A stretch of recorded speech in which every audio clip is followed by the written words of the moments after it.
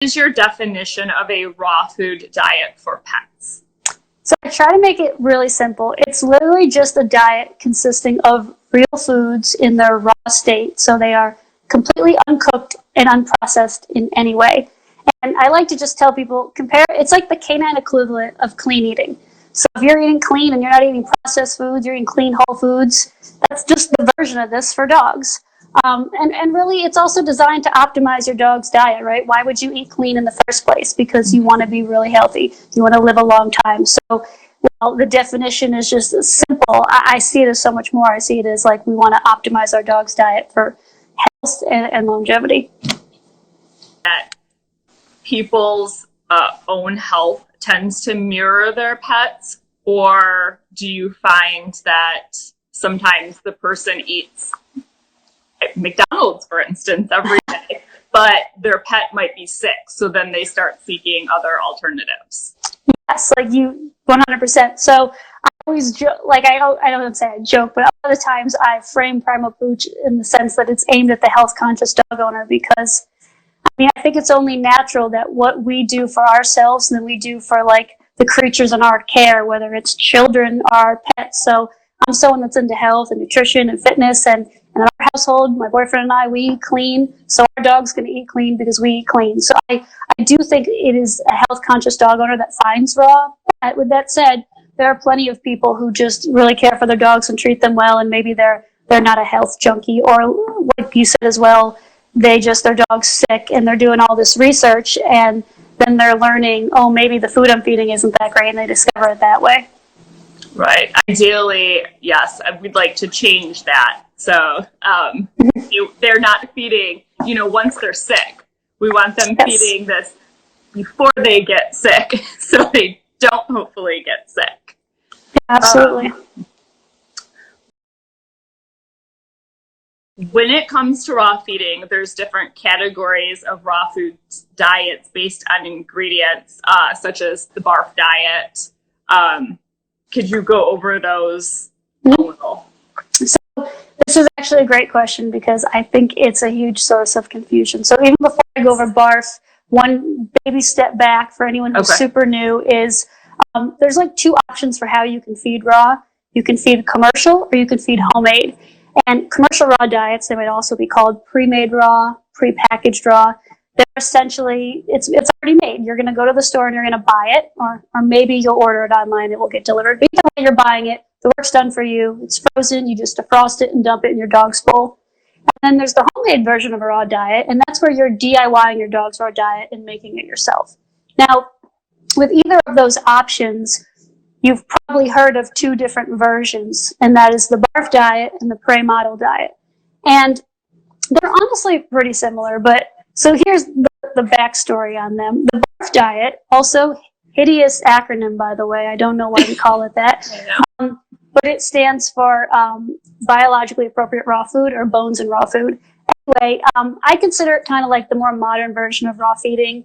The main difference is that it includes plants in the diet. Also, the format is a little bit more forgiving. So, some people might feed whole pieces and parts, or whole raw meaty bones, or sometimes the diet is ground. Now, prey model, I think traditionally the philosophy behind it was that it was supposed to be more ancestral, or closer to what your dog would eat in the wild, whole prey. So as the name implies, a lot of people who did prey model fed whole prey. And prey model did not include plant material in the diet. So, fruits, vegetables, herbs, seeds, and nuts. Also, there's a lot of people who do feed prey model that don't feed just whole prey. So they would do something that was called frankenprey. And again, I think a lot of these terms are a little outdated, but frankenprey is essentially assembling various pieces and parts to try to get to those proportions of what a whole prey animal would be. But again, so does the barf diet. So really, the only difference between those two, in my mind at least, is that one includes plants, the other doesn't. As far as the format too for prey model, some prey model people were against ground diets because they considered that too processed, but not in a natural state because it wasn't in whole pieces of meat. But then again, there are plenty of brands that sell prey model food that is ground. So really, what I want people to know is I think the definitions really vary by the individual, and that they're essentially the same. They're both a raw diet. One includes plants and one doesn't. And honestly, I don't want anyone to get confused with the two or feel like, because it is a huge source of confusion, like which one's better. And honestly, in the past, before I think the raw feeding industry kind of grew up and matured a bit, there was actually like a lot of bickering between which one was right. But it doesn't have to be that way. You can feed both. Like I fed a meal to my dog the other day that was prey model. It was actually ground whole rabbit. And then I fed him meals the other day that had plants and fruits and vegetables and stuff in them. So you can be either or, and most people are. Their meals vary. So I just don't want people to feel like they have to take a side and they have to pick one or the other and let that be this huge source of confusion, if that makes sense. Okay, that breaks it down really easily, though, with the plant versus non-plant.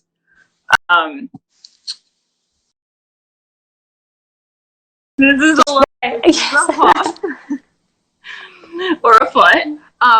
So anyone, hi Sarah, anyone out there, I mean, you don't have to do this. Let's just say, like, if you're feeding, especially commercially, because this scares me. And my girlfriend, like, we go back and forth, and I'm like, she's ordering things like this, and I'm like, I can't go that far. But like, can we talk about one thing I know that people say is good is the hair for digestion, right? Yeah, so the hair on the animals. Yep. So this is actually a perfect parallel to what we were just talking about. So obviously, raw diets are based on the wolf's ancestral diet. What is that? That's prey, whole prey. And whole prey animals have hair or fur or feathers or wool or whatever, pick the animal, they've got hair of some kind. So obviously that gets consumed in the wild, right? Like a wolf or a wild dog, they don't like skin it and like leave the hair on the side. And so for an ancestral diet, the fur is actually a great source of fiber. Fur actually is also really rich in a trace mineral called manganese, which is important for a number of things, but sometimes manganese actually tends to be deficient in homemade raw diets. And that's because a lot of people don't feed fur. You can obviously supplement for that, and it's not a big deal. So to answer your question, yes, if you have access to fur and you want to feed it and you feel comfortable feeding it, you totally can. But you don't have to. I mean, this is where plants come in. Plants are a great source of fiber, and they kind of fill in that missing piece of not having fur in the diet. And that's kind of the difference with the prey model and the barf diet. So prey model feeders, obviously, if you were feeding whole prey, you would be getting that fur component, which is why they wouldn't need the plants. The problem is, and not that prey model is an issue, I really support both diets and however anyone wants to do it. But people who want to feed prey model but maybe aren't fully educated might feed prey model, leave plants out, and then not feed fur, and then you're missing fiber and some things that you need. So really, the answer is you can do either. And honestly, if you can get your hands on fur and you want to feed it and you're comfortable, feel free, right? But like, this is the modern world. We're all modern raw feeders living in apartments or nice homes, or like, we're not like out in the rough. Like, not all of us are meant for that. And that is totally okay. So, that's where you'll feed plants instead. And it's totally a personal decision. Either is fine. But it's a good question because I think it confuses a lot of people. And I like to tell people too, like, be completely honest, I am not like this hunter, like butchering animals in my garage like Dexter. I am like Monica Geller from Friends. I'm a neat freak, and I'm particular. I'm super clean. I don't really do a lot of whole prey feeding, honestly. It's just not my jam. It's the neat freak in me doesn't want to. I'm not saying I wouldn't. But yeah, this is the most awesome thing about raw feeding, because you can find a way to feed raw that suits your taste and your comfort level and your squirm factor too. I will say, I feel that these novel proteins, they're kind of calling them also, more unusual things, along with these feet and ears and everything with the hair. I think they're more accessible than they were from brands now. A lot more companies, especially direct-to-consumer companies, are doing them. Absolutely, because honestly, it is hard to like get your hands on that type of stuff. And when you're new, just trying to find any of the ingredients can be tough. And that's the thing too, even if say you wanted to feed fur, it's hard to like get your hands on some of these ingredients, or you might have to rely on online retailers, and then shipping frozen items isn't cheap. So it's just not always practical for everybody. Okay. What is the biggest difference you find between commercially made raw food and homemade raw food? So I would say it is price and convenience and control. So to break that down really quick, with pre-made raw, it's more expensive because it's prepared for you, it's frozen, they have to ship it, there's just more moving parts. But it's uber convenient. Like, it doesn't get more convenient. It's as close as you can get to feeding kibble, right? You just buy it, you put it in your freezer, you defrost it, you feed your dog. You don't have to research, you don't have to learn how to feed raw as much. Like, it's a great option for busy people. It's a great option for people who are like, hey, I love my dog and I want them to eat really healthy, but like, I'm not into all this, and that's fine. You lose a little bit of control with pre-made in the sense that like, you're not controlling exactly what goes into your dog's bowl. Obviously, you can look at the package and the ingredients. You can email the manufacturer. I'm sure they'd be very helpful, but you don't know where it's sourcing. So there's a little degree of control lost. With the homemade raw diet, a lot of people gravitate towards it because it's much cheaper than pre-made. And you have, if you're going to talk about convenience, it is a little less convenience. It takes work on your part. You have to learn how to do it. You have to source the ingredients. You have to find them. You got to have the space in the freezer. You got to meal prep. And don't get me wrong, I'm not making it to be a chore. A lot of people really enjoy doing that for their dog, but it's not everyone's jam. It is less convenient. There can be a learning curve, and it does take more time. But with a homemade raw diet, you have the most control. You know exactly what you're putting in your dog's bowl. You know where it's coming from because you sourced it yourself. So again, these are all the trade-offs of the raw diet, and that's why it can work for so many people, because like, how do you feel about these things and where do you lie and what's the best option for you? Is it okay to integrate commercially raw food with homemade as part of the pet's regimen? It's totally fine. Honestly, I think sometimes when it comes to dog food, right, it's made to be like this insanely complex, far removed scientific things because it's our dogs and it's not us. But really, when you want to start feeding your dog fresh foods, or even a raw diet, it's so much more flexible than you think. You know, food is food, so it is totally okay if you are feeding homemade raw and then you're mixing it with pre-made raw. And I do that myself, honestly. As a raw feeder, it is super like convenient, like to have backup convenience foods on hand. So when I travel, when I board my dog, I feed pre-made. It's just so much easier to go to a boarder with a food they can defrost and dump into your dog's bowl. They have a lot going on. I wouldn't ask someone who doesn't feed raw or in that type of high energy environment to like watch my dog eat bones. Also, we all have days where we just can't, or we need a break from meal prep, or we're just like, we want to order pizza and I don't want to think about dinner or putting together a meal for my dog if it wasn't ready or if we run out.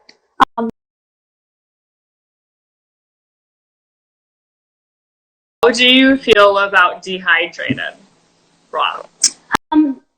Obviously, my preference is always raw, just because it's real, all the moisture is in it, and it's nutrient dense, it's like alive. But I would obviously take dehydrated over any type of processed dry kibble.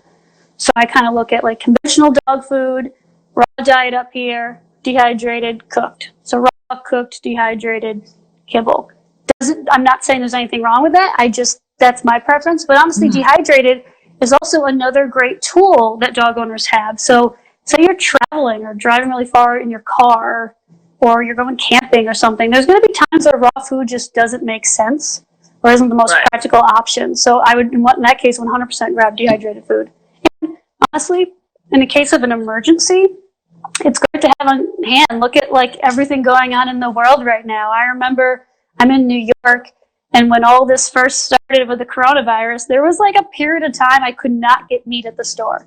So I would have happily went and got some dehydrated food for my dog if I was out.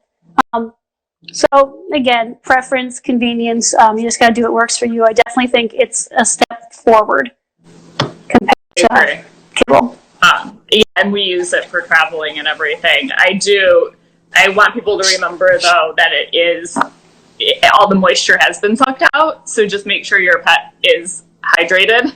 Yes. And you can even add like bone broth instead of water. I think that's a really great option.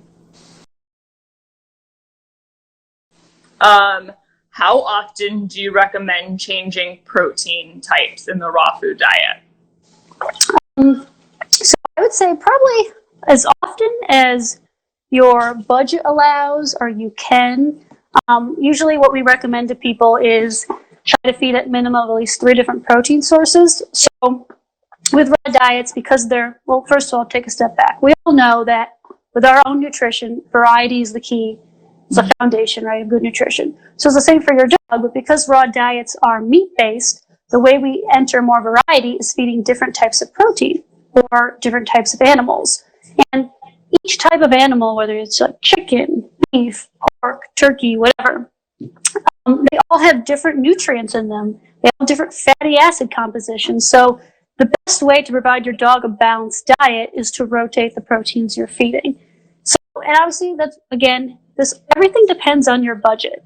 You know, if you can only feed your dog chicken and beef and pork, then that's what you're going to do, and you can make it work, and it can be fine. So that's why it's going to depend on your budget.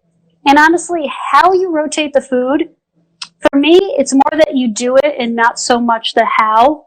As long as you do it, it's better than stressing about the exact way you do it. So a perfect example is, because it will depend on where you source and buy food and how you do it. Say you prep for your dog once a week. Maybe it's easier to just get chicken one week and feed a chicken meal. Maybe the next week you feed beef, right? Or if you're like most raw feeders and you had to do a big meal prep day that holds you over for a month or more, maybe you source a bunch of items and then you make a bunch of different meals and then they're all frozen in your fridge, and one day you take out the chicken, one day you take out the beef. So really, how you go about it is just what works for you. It's just more important that you try to do it. What does manganese do? For anyone who wasn't listening, manganese, they can get it from the animal fur, but also plants. What does that do for your pet? Or how does that help them? Manganese has, just like almost every nutrient, if you were to look them up, there's probably a wide range of metabolic things it does in the body. But talking specifically about a raw diet here, the one thing you'll hear commonly is manganese has a lot to do with like collagen formation and soft tissue. So you'll find that sometimes people, if they're feeding a homemade raw diet that was deficient in manganese, their dog might have, you know, soft tissue injuries or ACL tears. I mean, I don't know if you're familiar with Rodney Habib, but he's really awesome, and he shares his story about how, I don't know what the specific was, he blew his dog's knee or something with his dog's leg or ligament, tendon, something was injured because he didn't realize for a while he was feeding a diet that was deficient in manganese. And there's a number of ways you can supplement for it. Honestly, you can add ginger and ground cloves in the diet for that. So if you use certain supplements that might already contain manganese, so there's a number of ways to do that. And I can also send you some resources if you want that to like post for people later. So again, I don't want to scare people when I like talk about nutritional deficiency, because they could be feeding other items that are rich in that, and then it's fine. But that was just a good example of how like the difference between prey and barf and fur. And again, like I think what people need to remember is animals in the wild eating whole prey. With a raw diet, we're trying our best to mimic that. So, but we're not feeding the whole animal, and then that's fine if you don't want to. Most of us don't. But in the wild, you know, you're eating brains and eyeballs and fur, and even though we've kind of created these raw diets and these ratios and things to kind of get close enough, sometimes there's gaps, and that's why a lot of the times I think raw diets do need supplements. But to tell you what supplements really depends on what you're feeding. And that's obviously a whole long new other thing in itself, and totally can go over that sometime. But that's just why I'm a big proponent of supplements, because, and honestly, like our soils are depleted today. There's tons of studies and research out there that our soils aren't as nutrient dense. The foods that come from them aren't as nutrient dense. So I think it's a great idea to supplement. And even if you're not sure, grabbing a vitamin and mineral supplement could be a great thing. It could be, I think honestly, whether you feed processed pet food or cooked or raw, that usually does no harm, and it could be really helpful. Awesome. And to note, Rodney Habib, he's a great resource for anyone listening out there. He is someone that I follow too.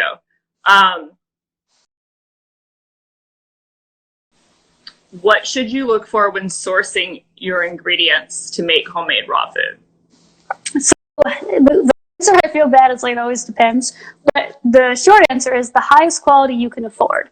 So obviously, like when we're trying to feed our dogs a healthy diet and the goal is health and longevity, then obviously food quality matters. I tell everybody, at minimum, it needs to be human grade food. So in my book, I kind of talk more about this, but in conventional processed pet food, what people may not realize if they don't do a lot of research or know what's in pet food is actually made with something called feed grade ingredients. And feed grade ingredients is a fancy way of saying food not fit for human consumption. It's actually illegal to sell to people, so for people to eat, because it's just such a low quality category of food. And I kind of dive into those whys in my book. But basically, so with the raw diet, my number one is like it has to be human grade. Don't buy any feed grade ingredients, human grade food. And that right there will be leaps and bounds above anything, most of the stuff you're buying there in the store. A lot of raw diets, I think probably almost all of them, raw diets and cooked diets will probably be made with human grade ingredients. Of course, if you're not sure, you can always ask. So that's my number one. But from there, your budget is really going to dictate what you buy. So if your budget is high or endless, then like you're probably going to be that person that's buying organic, fruits and vegetables, or you're the person that's going to buy grass-fed and pasture-raised meats, and that's awesome. But if your budget's not there, I don't want people to be afraid of buying conventionally raised meats. Of course, there is differences in pasture-raised meats and conventionally raised meats. Of course, as you were just talking about hormones and stuff, there's tons of things to look out for. But most people's budgets are relatively limited with their dogs. So I would never, ever want to tell someone that if you don't eat pasture or grass-fed beef, that your dog should get it. I don't think that's obviously fair, and I don't think you should put your dog before your own nutrition or your family's nutrition. So if all you can afford is conventionally raised meats from the grocery store, that's fine. That can still produce a very healthy dog. And honestly, feeding real foods that are raw, that are human grade, puts you at like you're above 99% of the other dog owners out there, and you're taking massive steps towards improving your dog's health. Because running the blog, I'll tell you, one of the most common questions I get. Sorry, things are on my phone. One of the most common questions I get is just, I can't afford to feed raw, or how do I do this? My budget is so low, and it's possible. I mean, honestly, I run this blog and, I do all this stuff, but my dog does not get grass-fed meat. Sometimes he does, but he does not get grass-fed, top-of-the-line products. I have a Mastiff that is 120 pounds. And I'm able to feed him pretty affordably, but I have to work with what's in my budget.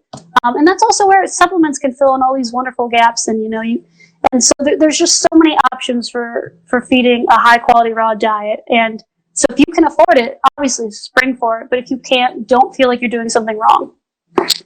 Okay.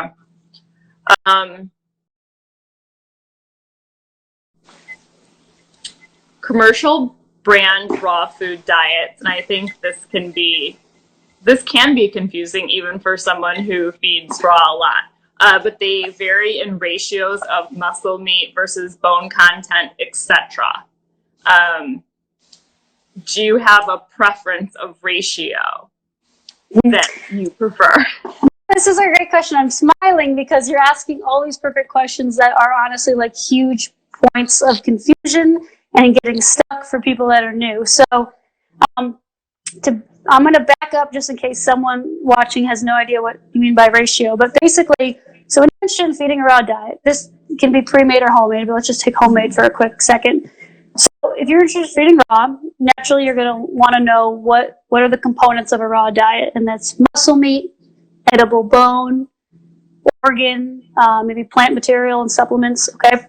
So next you're going to say, okay, well, how much of each do I feed? And that's what you mean when you talk about ratios. So you might see something called 80-10-10. You may have seen something called 70-10-10-10. And all that is those are the ratios of how much product to feed. So an 80-10-10 would be 80% muscle meat, 10% bone content, 10% organ. Maybe a 70-10-10-10 would be 70% muscle meat. 10% bone content, 10% organ, 10% plant material. As far as how I feel about that and what my favorite is, I want everyone to know those are just estimates. So when that was created, whoever first created that, and then we all continued to share it, basically that was just based off of research that's available out in the world on prey animals. And someone came to the conclusion that, okay, a prey animal is this percent of these proportions, right? 80% muscle meat and so on. But the thing is, that's not an exact science. That varies by animal. All animals are different in their ratio of those things. And like every predator out in the wild right now, all over the world, is not eating one ratio. It's all different. So I don't want anyone to feel like one is right or wrong. And here's why, because dogs are individuals just like we are. So that totally varies. Perfect example is some dogs do better on a slightly higher bone content. My dog has always done better on about like 15% bone content. Some dogs do better on that lower end of the spectrum.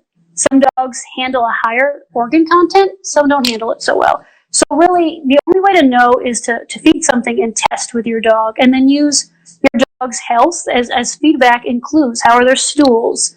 How's their weight? How does their teeth look? How's their skin look? And all these other factors. So if you're going to feed a commercial pre-made raw dog food, basically my advice is to just pick a brand, try it, and see how your dog does on it. If you were to ask, 20 raw feeders what the best brand of raw dog food is, you would probably get 20 different answers. Because there's some brands that someone's crazy about and their dog does great at it. And there's another brand that, it's the opposite. And why is that? Because like you just said, maybe the percentages of the ingredients in that diet varied. And it's the same for ourselves, right? Like if I was eating a really healthy diet with the goal of weight loss and I stepped on the scale and I wasn't losing weight, I might have to be like, let me look at my fat and carbohydrate content. Am I eating too much of one? Do I need to adjust it? Or it's the same thing as someone saying, maybe someone was on Whole30, for example, and they were like, I learned that when I eat gluten, my brain's kind of foggy and I have low energy. So dogs are totally individuals, and it's just going to depend. So the only way you know is to just feed something and get out there and test it. If you're going to feed a homemade raw diet, pick one and see how your dog does. Try the other one.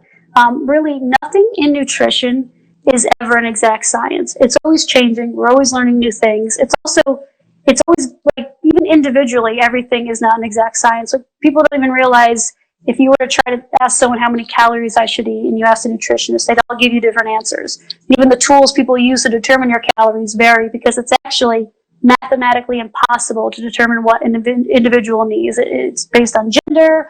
For dogs, it's based on breed. It's based on size. It's based on, are they neutered or not? It's based on their individual metabolism. So everything, especially in raw feeding, is just estimates. And who do buy, some people don't, who buy raw commercially when they haven't done a lot of research, that those percentages even exist. Right. Because not every label puts them on there. Mm-hmm. And sometimes they're like, oh, well, my dog's not doing, I don't think you can ever say, oh, my dog's not doing well on turkey because he ate, let's say, turkey from one single raw food brand. You really have to dive deeper into the other ingredients that were with that turkey and the percentage of all those ratios, like you said, because they might thrive on a different turkey from a different brand.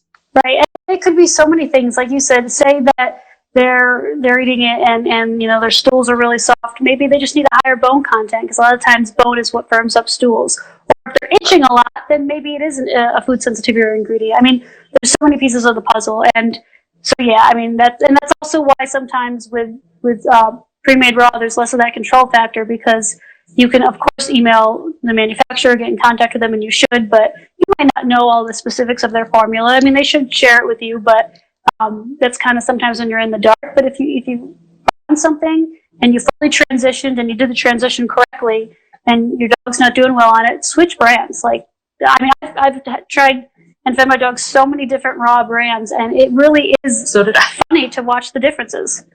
So, yes, I would. So much money has gone into the raw feeding world. It's been said to slowly transition your dog to raw food. Let's say they're coming off kibble, for instance. What does that look like in your mind?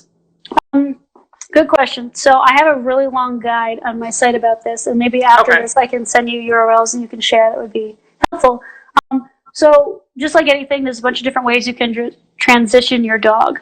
A lot of people back in the day kind of used to do the cold turkey switch. You just out with old food one day, new food the next day. But what happens is a lot of dogs have digestive upset when you switch their food. And this is especially true for dogs that have sensitive stomachs, or dogs with any type of GI disease, leaky gut, imbalance of gut bacteria, all kinds of stuff, right? But also, even if your dog maybe wasn't super sensitive, dogs aren't like us eating as much of a variety as we do. Even if you're feeding, you perceive to be really high quality food, your dog's still kind of eating the same stuff all the time. And if your dog's old, think about that for a second. Like, our digestion changes with what we eat. You eat something new, maybe it's not so good. And a dog has eaten the same thing probably every day for years and years and years. So it just makes sense and honestly makes your life easier and less stressful if you just transition to raw slowly. So what I tell people is, honestly, how slow you transition, it's arbitrary, and it depends on maybe how sensitive your dog is. But the goal is to feed a little bit of raw food and then mix it in with your dog's current food and gradually add more raw food and gradually decrease the old food. So if your dog's super sensitive, maybe you start with a tablespoon of raw meat that you mix in.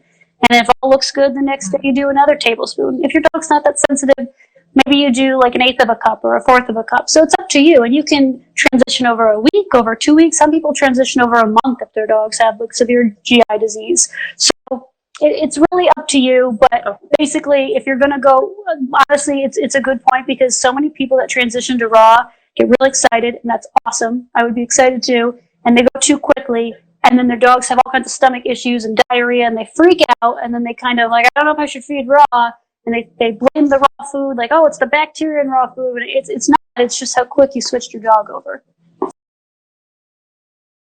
Primal Pooch website stands out as the ultimate guide to raw feeding, and you geographically list which raw food brands are sold in each state, plus Canada, Australia, and the UK.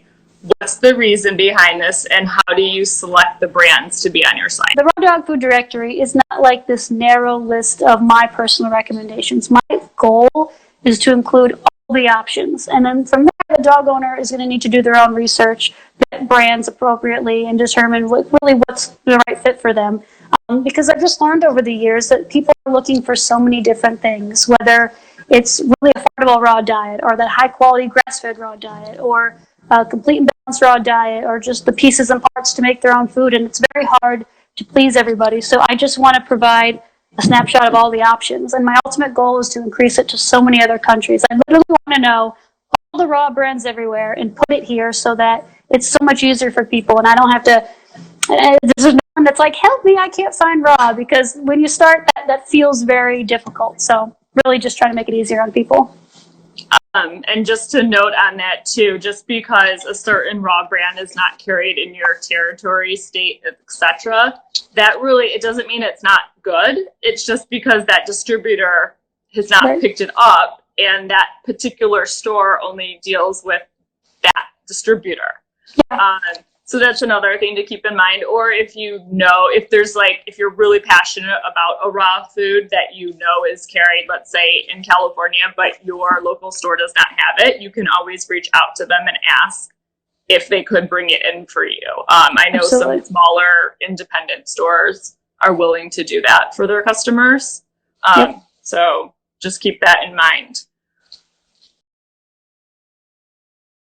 I noticed that lately, and I just may be late to this, but what are the latest trends in raw feeding? I see a lot of talk about like lipid mussels now. Is that true? Green-lipped mussels? Green, yeah, sorry. Yep. But things like that, what are some of the new things coming out? Honestly, I think we're just it's not so much like the components of a raw diet change. I just think the industry is getting so much bigger. So like raw feeding used to be so small. Maybe it was some people with these small little websites, or maybe more grassroots. It was a breeder who always fed their dog that way. But now raw feeding is just blooming. Honestly, it's like this big industry. We have this living, breathing raw pet food industry. It's taken more seriously. Even vets back in the day, I think, were more hesitant about it because it wasn't something they learned about in school. Now they're very aware of it. I mean, there are so many raw dog food brands popping up everywhere. And as you just mentioned with the mussels, there's just more and more ingredients that are becoming available to add into our dog's diet that are beneficial for one thing or another. Green lip mussels are really good for joint health and stuff and a bunch of other things. So it's just like, we have so much more at our fingertips. And on that note, there's more and more supplement companies, really cool all natural supplement companies out there that are producing all these products that have so much like healing potential or are good for health conditions or just a number of things. And I think personally, the current trend that's going on is the real food revolution. So even if it's not just raw, it's a cooked diet. I think what everyone is becoming aware of in this day and age is that real food, not processed food, is needed for good health. And it's not just for people, it's for our pets. And I think if you go in any pet food store, you're going to see more and more refrigerators, more refrigerated cooked diets, raw diets. So I just think like we are in a really awesome real food revolution right now, and the options are just growing and growing, and it's just kind of exciting, actually. There's the new plant-based trend.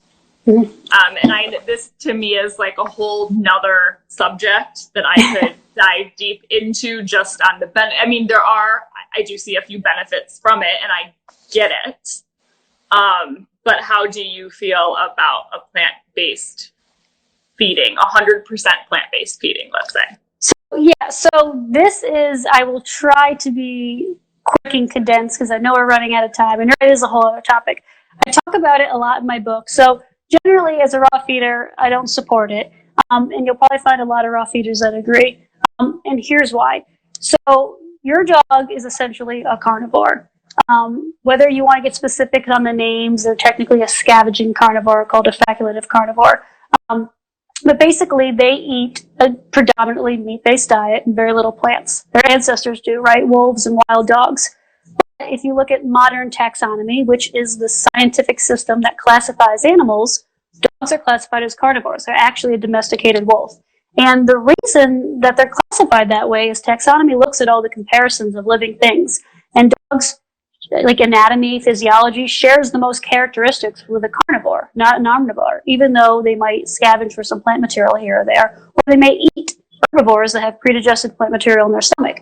So basically, like as a carnivore, they're just not built to eat, digest, and extract nutrition from plants as efficiently like herbivores are. So, and again, if you were to look at the nutritional recommendations for dog food, if you've ever heard of the American Association of Feed Control Officials, they kind of put out these minimum nutrient requirements for dogs. They're kind of that governing body around pet food. Their information comes from the National Research Council. You might have heard of something called the NRC. We'll be really quick over that. But basically, they also know, and you can find written statements, that dogs actually do not have a nutritional requirement for carbohydrates because as they're built, they just don't. Doesn't mean they can't eat some. And it in no way means they're bad. I feed my dog plants, but with dogs, it's a matter of how much. And for an animal that's not actually efficient at, eating that, digesting it, breaking it down, actually in raw diets, we have to do something to the plants to make them more digestible. So you either cook them or steam them, or you puree them and pulp them down, because it actually makes it easier. Where if you feed your dog, I'm sure a lot of people can relate. If you feed your dog a carrot, sometimes it comes out looking the way it went in because they have short, simple guts, and they're just not more elaborate like herbivores. So they're just not efficient at extracting that nutrition from plant material. So one of the things I like to tell people is look at the current dog food situation as a case study. So conventional processed dog food is very carbohydrate heavy. And a lot of it is crummier carbohydrates like grains, and even the grain-free brands have starch. But starch is in all pet foods, otherwise it would be a complete bag of dust. So even if you're grain-free, it's still starch. So the current pet food landscape looks like this. All pet food is about 40% to 75% carbohydrate. And look at our dogs. Are they healthy? I mean, there's a lot of evidence out there that shows once the dog was domesticated and started eating processed pet food, which is uber high in carbohydrates, they've seen a steady decline in their health and in their life expectancy. Dogs today I mean, it's a fact, share all the same diseases of civilization that we have as people, right? Mm-hmm. We got a standard American diet, we got cancer, liver disease, kidney disease, diabetes, obesity. So do dogs. Dogs eat a standard pet food diet now, and they have that too. So I would at least argue what they're already eating is super high in carbohydrates, and how does their health look? Now, granted, if you were to feed a bunch of like vegetables and non-grains, sure, that's better than grains, but like your dog is not going to be getting what they need, because all the essential amino acids a dog needs, you can't get them all from plants. You need some of them from some animal protein. So anyway, it's a whole long thing, but it's for those reasons that I don't support it, but I want to be so clear that there's nothing wrong with plants. Plants are great. They're great sources of vitamins and minerals and chemicals and nutraceuticals and all this great stuff, and I think there's a benefit to them for supplementing with them and adding them to the diet. But I just think if you like look at least the science and the research we have now, your dog is not built to eat a diet that is 100% plants and like physically process it and extract that nutrition.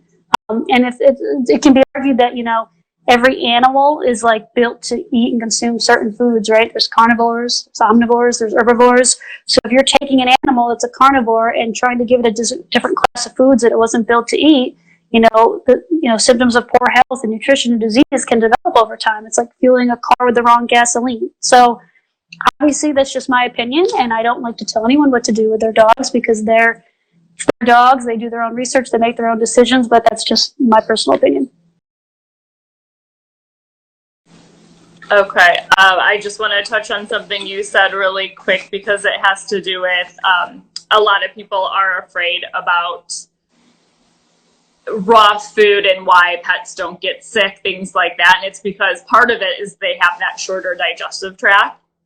And so that actually is one of the reasons that they can process that raw food, and it doesn't have the same effects as it would on a human. Yep. People forget their dogs are meant to handle a higher bacterial load. That's kind of how they're designed. And without getting into the nitty gritty of it, think about it. If your dog can, no offense, eat poop and lick its ass and do all these things and eat dead animals and not get sick, it's because they're meant to handle that. So it's something to consider. Everyone should check out Amy's site, primalpooch.com. Your book is available on Amazon, correct? Yep, it's available on Amazon. Why you need to feed your dog a raw food diet. Obviously, if you have issues finding it, I know if you're in other countries and whatnot, it can be difficult. Just send me a DM on Instagram and I can help. And Amy, super knowledgeable, super awesome. She can answer anything for you, or you can DM us also. And thank you, everyone, for joining. Thank you so much, Amy. Okay. I'm so happy. And hopefully we can do this again one time and we can finish the questions. Absolutely. Well, thank you so much for having me. Everyone have a good night. Bye. Bye.